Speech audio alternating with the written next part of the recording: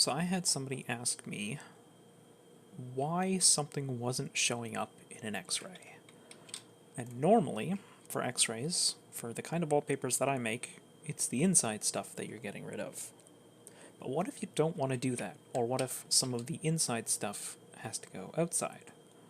So for the sake of this demo, this is my base image, this paladin character, and I'm going to X-ray to this image. So I have edited it to be somewhat YouTube safe, but her tabard is flowing in the wind. And yeah, I know there's two of them, just pretend it's not there.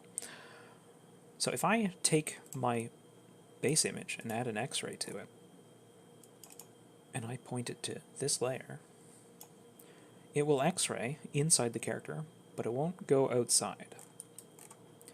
So if you've seen the blend texture video, the X-ray works in the same way. It functions like a clipping mask in Photoshop, so this image is being X-rayed onto this image, and it is bound within the edge of my cutout. It cannot go outside of the cutout. So how do you fix that? Well, you can't do it from here. It doesn't matter if you change the opacity mask or the blending or anything. None of those settings will fix it, and you'll be stuck for a while trying to fix it. But you can fix it. And what you would do is you'd go into Add Asset, and you add a composition layer. Now, the resolution of your composition layer is the size of your image. So I export my character cutouts in a 2048 by 2048 square. So that sets the resolution, and then you add a blend texture to that. So we're putting this character, and my character isn't animated right now, but all of this works in the same way as everything else. I can add my base layer in as the render target, and if this was an animated base layer, she would be animated, and we need to set her blend mode to normal. So these are functionally identical. The composition layer is just reading this layer, so I can now hide this layer, and I can actually delete this X-ray, because we're not using the X-ray on that layer. We're adding the X-ray onto the composition layer.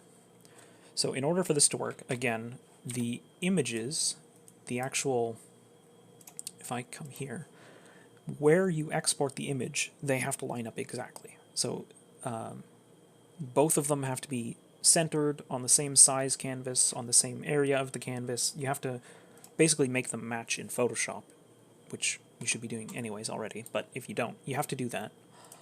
And then you add the X-ray onto the composition layer, and you're X-raying to your X-ray layer.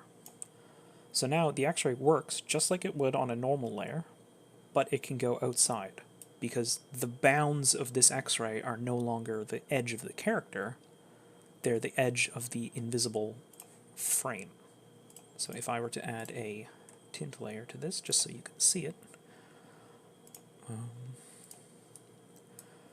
So the X-ray isn't reading the bounds of the character, it's reading the bounds of this window. So that'll let you put things outside of your X-ray, or I don't know. There's a lot of different scenarios where this would work, but it will let you X-ray things outside of your character. There is one problem though, and that's if I turn this layer back on, and I'm going to put this directly on her arm, this edge here. So if I zoom way in here and turn off this tint layer, I don't know if you can see this on YouTube. The compression might be too bad, but there's a line right here.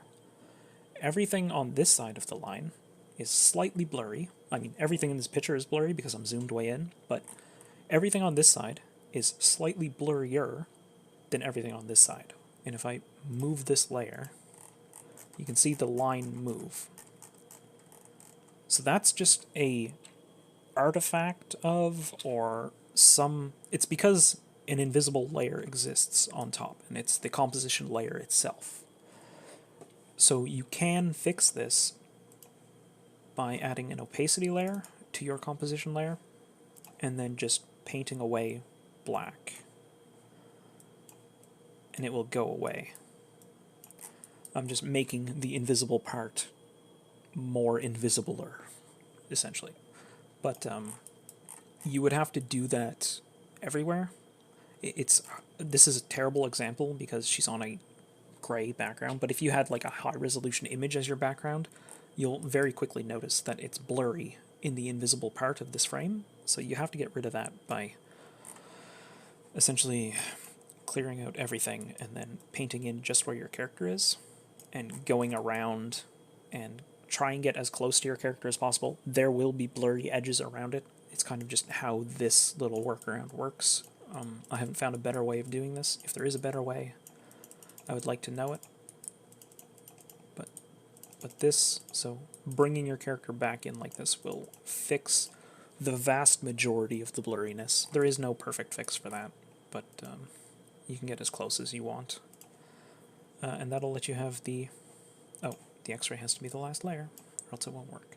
And that'll fix having an X-ray go outside and hopefully reduce the amount of fuzziness around your character, if it does bother. If it doesn't bother you, you don't need to do that opacity step.